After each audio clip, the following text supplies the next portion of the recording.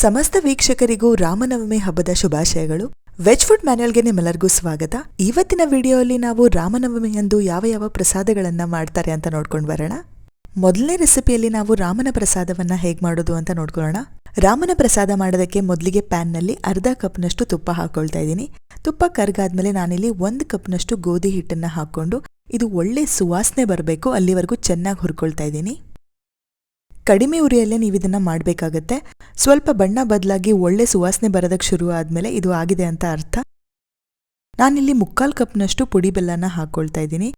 ಈಗ ಬೆಲ್ಲ ಮತ್ತೆ ಹಿಟ್ಟು ಚೆನ್ನಾಗಿ ಕಲಿಯೋವರೆಗೂ ಅಂದ್ರೆ ಬೆಲ್ಲ ಪೂರ್ತಿ ಕರಗೋವರೆಗೂ ನೀವು ಕಡಿಮೆ ಉರಿ ಮೇಲೆ ಇದನ್ನ ಹುರ್ಕೊಳ್ಬೇಕಾಗತ್ತೆ. ಇನ್ನು ಸಿಹಿ ಜಾಸ್ತಿ ಬೇಕು ಅನ್ನೋರು 1 ಕಪ್ನಷ್ಟು ಬೆಲ್ಲದ ಪುಡಿನ ಹಾಕೊಳ್ಬೋದು. ನೋಡಿ, ಈ ಥರ ಬೆಲ್ಲ ಎಲ್ಲ ಪೂರ್ತಿ ಕರ್ಗಾದ್ಮೇಲೆ ನಾವು ಗ್ಯಾಸನ್ನ ಆಫ್ ಮಾಡಿ ಇದನ್ನ ತಕ್ಷಣ ಒಂದು ದೊಡ್ಡ ಪರಾತು ಅಥವಾ ಒಂದು ದೊಡ್ಡ ಪ್ಲೇಟಿಗೆ ಟ್ರಾನ್ಸ್ಫರ್ ಮಾಡ್ಕೊಳ್ಳೋಣ. ಬಿಸಿ ಇರ್ತಾನೆ ಈ ಉಂಡೆಗಳನ್ನ ಮಾಡ್ಕೊಳ್ಬೇಕಾಗತ್ತೆ. ಕೈಗೆ ಸ್ವಲ್ಪ ತುಪ್ಪ ಹಚ್ಕೊಂಡು ಈ ರೀತಿಯಾಗಿ ಉಂಡೆಗಳನ್ನ ಕಟ್ಕೊಳ್ತಾ ಹೋಗಿ. ಕೆಲವೊಬ್ರು ಈ ಹಂತದಲ್ಲೇ ಅಂದ್ರೆ ಈ ರೀತಿಯಾಗಿ ಪುಡಿಯಾಗಿರುವಾಗ ಇದನ್ನ ನೈವೇದ್ಯಕ್ಕೆ ಇಡ್ತಾರೆ. ಇನ್ನು ಕೆಲವರು ಇದನ್ನ ಈ ರೀತಿಯಾಗಿ ಉಂಡೆ ಆಕಾರದಲ್ಲಿ ಕಟ್ಕೊಂಡು ಇದನ್ನ ನೈವೇದ್ಯ ಮಾಡ್ತಾರೆ. ಇದು ತುಂಬಾ ಒಣ ಆಗಿದೆ, ಉಂಡೆನೆ ಕಟ್ಟಕ್ ಬರ್ತಿಲ್ಲ ಅನ್ನೋರು ಸ್ವಲ್ಪ ಹಾಲು ಹಾಕೊಂಡು ಈ ರೀತಿಯಾಗಿ ಉಂಡೆ ಕಟ್ಕೊಳ್ಬಹುದು. ಅಂದ್ರೆ ಇನ್ನೂನು ತುಂಬಾನೇ ಸುಲಭವಾಗಿ ನೀವು ಉಂಡೆಗಳನ್ನ ಕಟ್ಕೊಳ್ಬಹುದು. ಆದ್ರೆ ಸಾಂಪ್ರದಾಯಿಕವಾಗಿ ಇದನ್ನ ಮಾಡೋರು ಇದಕ್ಕೆ ಹಾಲು ಸೇರಿಸೋದಿಲ್ಲ. ತುಂಬಾನೇ ಸುಲಭ ಹಾಗೆ ಬೇಗನೆ ಮಾಡಬಹುದಾದಂತ ರಾಮನ ಪ್ರಸಾದ ಈಗ ರೆಡಿ ಆಗಿದೆ. ನಾನು ಆಗ್ಲೇ ಹೇಳಿರೋ ಹಾಗೆ ಕೆಲವೊಬ್ರು ಇದನ್ನ ಉಂಡೆ ಆಕಾರದಲ್ಲಿ ಮಾಡಿದ್ರೆ ಇನ್ ಕೆಲವೊಬ್ರು ಇದನ್ನ ಈ ರೀತಿಯಾಗಿ ಪುಡಿಯಾಗಿನೇ ದೇವ್ರಿಗೆ ನೈವೇದ್ಯ ಮಾಡ್ತಾರೆ. ಮುಂದಿನ ರೆಸಿಪಿಯಲ್ಲಿ ನಾವು ಪುಟಾಣಿ ಕೋಸಂಬರಿನ ಹೇಗೆ ಮಾಡೋದು ಅಂತ ನೋಡ್ಕೊಳ್ಳೋಣ. ಇದಕ್ಕೆ ನಾನಿಲ್ಲಿ ಅರ್ಧ ಕಪ್ನಷ್ಟು ಪುಟಾಣಿನ ತಗೊಂಡಿದ್ದೀನಿ. ಇದನ್ನ ಹುರ್ಗಡ್ಲೆ ಅಂತ ಕೂಡ ಹೇಳ್ತಾರೆ.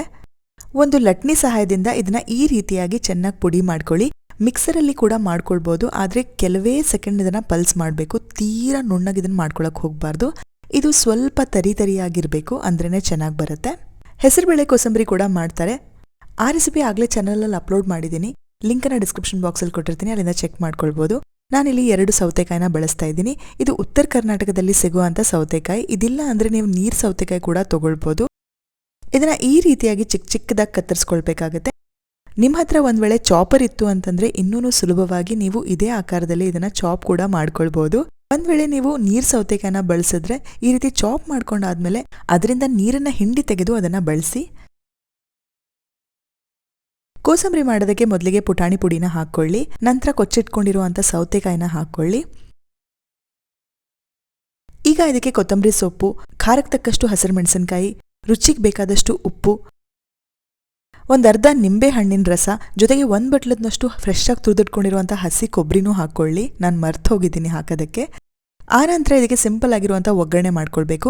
ಅದಕ್ಕಾಗಿ ಎಣ್ಣೆಯಲ್ಲಿ ಅರ್ಧ ಚಮಚೆ ಸಾಸಿವೆ, ಅರ್ಧ ಚಮಚೆ ಜೀರಿಗೆ, ಚಟ್ಕೊಟ್ ಮೇಲೆ ಅರ್ಧ ಚಮಚೆ ಇಂಗು, ಅರ್ಧ ಚಮಚೆ ಅರ್ಶಿನದ ಪುಡಿ, ಕರಿಬೇವು ಸೊಪ್ಪು, 1-2 ಕೆಂಪು ಒಣ ಮೆಣಸಿನಕಾಯಿನ ಹಾಕೊಂಡು ಚೆನ್ನಾಗಿ ಕೈಯಾಡ್ಕೊಳ್ಳಿ. ಮಾಡಿಟ್ಕೊಂಡಿರುವಂಥ ಈ ಒಗ್ಗರಣೆನ ಕೋಸಂಬರಿ ಮೇಲೆ ಸುರಿದು ಇದನ್ನ ಚೆನ್ನಾಗಿ ಕೈಯಾಡ್ಬಿಟ್ರಿ ಅಂತಂದ್ರೆ ರಾಮದೇವರ ನೈವೇದ್ಯಕ್ಕೆಂದು ಝಟ್ಪಟ್ ಆಗಿ ರೆಡಿ ಆಗುವಂತ ಪುಟಾಣಿ ಕೋಸಂಬರಿ ರೆಡಿ. ಈ ದಿನ ಸುಮಾರು ಕಡೆ ನೀವು ಪಾರ್ಕಿಗೆ ಹೋಗ್ಲಿ ಅಥವಾ ಬೀದಿಗಳಲ್ಲೂ ಬೆಲ್ಲದ ಪಾನಕ ಆಗ್ಲಿ ಅಥವಾ ನೀರ್ ಮಜ್ಜಿಗೆ ಆಗ್ಲಿ ಸಹಜವಾಗಿ ಕೊಡ್ತಾರೆ. ಅದು ಬೆಂಗಳೂರಲ್ಲಂತೂ ಇದು ತುಂಬಾನೇ ಕಾಮನ್ ಅಂತ ಹೇಳ್ಬೋದು. ಬನ್ನಿ ಹಾಗಾದ್ರೆ ಈ ಬೆಲ್ಲದ ಪಾನಕನ ಹೇಗೆ ಮಾಡ್ತಾರೆ ಅಂತ ನೋಡ್ಕೊಂಡು ಬರೋಣ. ಬೆಲ್ಲದ ಪಾನಕ ಮಾಡೋದಕ್ಕೆ ನಾನು ಬೌಲಲ್ಲಿ ಅರ್ಧ ಕಪ್ನಷ್ಟು ಪುಡಿ ಬೆಲ್ಲನ ಹಾಕೊಳ್ತಾ ಇದ್ದೀನಿ. ಈ ನಡುವೆ ನಿಮಗೆ ತುಂಬಾನೇ ಸುಲಭವಾಗಿ ಆರ್ಗ್ಯಾನಿಕ್ ಬೆಲ್ಲ ಅಂತ ಸಿಗುತ್ತೆ, ನೀವು ಅದನ್ನ ಕೂಡ ಬಳಸಬಹುದು. ಇವಾಗ ನಾನಿಲ್ಲಿ 1 ಗ್ಲಾಸ್ನಷ್ಟು ನೀರನ್ನ ಹಾಕೊಳ್ತಾ ಇದ್ದೀನಿ. ನೀರು ಹಾಕಾದ್ಮೇಲೆ ಈ ಬೆಲ್ಲ ಚೆನ್ನಾಗಿ ಕರಗಬೇಕು, ಅಲ್ಲಿವರೆಗೂ ಇದನ್ನ ಕೈಯಾಡ್ತಾನೆ ಇರಿ. ಒಂದು 10-15 ನಿಮಿಷ ಇದನ್ನ ನೆನೆದಕ್ಕೆ ಬಿಡೋಣ. ಅಲ್ಲಿವರೆಗೂ ನಾವು ಕರ್ಬೂಜಿ ಹಣ್ಣನ್ನ ಕಟ್ ಮಾಡ್ಕೊಳ್ಳೋಣ. ನಾನಿಲ್ಲಿ ಅರ್ಧ ಕರ್ಬೂಜಿ ಹಣ್ಣನ್ನ ಬಳಸ್ತಾ ಇದ್ದೀನಿ. ಅದ್ರ ಸಿಪ್ಪೆ ಮತ್ತೆ ಬೀಜನ ಚೆನ್ನಾಗಿ ತೆಗೆದಿಟ್ಕೊಳ್ಳಿ. ಈ ಅರ್ಧ ಕರ್ಬೂಜಿ ಹಣ್ಣಲ್ಲಿ ನಾನು 4 ಭಾಗಗಳನ್ನಾಗಿ ಕತ್ತರಿಸ್ಕೊಂಡು 2 ಭಾಗನ ಈ ರೀತಿಯಾಗಿ ಮಿಕ್ಸರಲ್ಲಿ ಹಾಕೊಂಡು ಅದನ್ನ ಚೆನ್ನಾಗಿ ಪ್ಯೂರಿ ಮಾಡ್ಕೊಳ್ತಾ ಇದ್ದೀನಿ. ಇನ್ನು ಉಳಿದಿರುವಂಥ 2 ಭಾಗನ ಈ ರೀತಿಯಾಗಿ ಚಿಕ್ಕದಾಗಿ ಕತ್ತರಿಸ್ಕೊಳ್ತಾ ಇದ್ದೀನಿ. 15 ನಿಮಿಷ ಆದ್ಮೇಲೆ ನೀವು ನೋಡ್ತಾ ಇರ್ಬೋದು ಬೆಲ್ಲ ಕೂಡ ತುಂಬಾನೇ ಚೆನ್ನಾಗಿ ಕರಗಿದೆ. ಇದನ್ನ ಇನ್ನೊಮ್ಮೆ ಚೆನ್ನಾಗಿ ಕೈಯಾಡಿ ಈ ರೀತಿಯಾಗಿ ಶೋಧಿಸಿಟ್ಕೊಳ್ಳಿ. ಈ ಬೆಲ್ಲದ ರಸಕ್ಕೆ ನಾವು ಮಿಕ್ಸರಲ್ಲಿ ಮಾಡಿಟ್ಕೊಂಡಿರುವಂಥ ಕರ್ಬೂಜೆ ಹಣ್ಣಿನ ರಸನ ಸೇರಿಸ್ಕೊಳ್ಳೋಣ. ಸ್ವಲ್ಪ ಉಪ್ಪು ಹಾಕೊಳ್ಳೋಣ. 1/4 ಚಮಚೆಯಷ್ಟು ಏಲಕ್ಕಿ ಪುಡಿ ಹಾಕೊಳ್ಳೋಣ. 1.5 ಗ್ಲಾಸ್ನಷ್ಟು ನೀರನ್ನ ಹಾಕೊಳ್ತಾ ಇದ್ದೀನಿ. ಜೊತೆಗೆ ಕತ್ತರಿಸ್ಕೊಂಡು ಇಟ್ಕೊಂಡಿರುವಂಥ ಕರ್ಬೂಜೆ ಹಣ್ಣು ಮತ್ತೆ ಸ್ವಲ್ಪ ಐಸ್ ಕ್ಯೂಬ್ಸ್ ಅನ್ನ ಹಾಕೊಳ್ತಾ ಇದ್ದೀನಿ. ಒಂದು ಅರ್ಧ ನಿಂಬೆ ಹಣ್ಣಿನ ರಸನ ಕೂಡ ಹಿಂಡ್ಕೊಂಡು ಇದನ್ನೆಲ್ಲ ಚೆನ್ನಾಗಿ ಕೈಯಾಡ್ತಾ ಇದ್ದೀನಿ.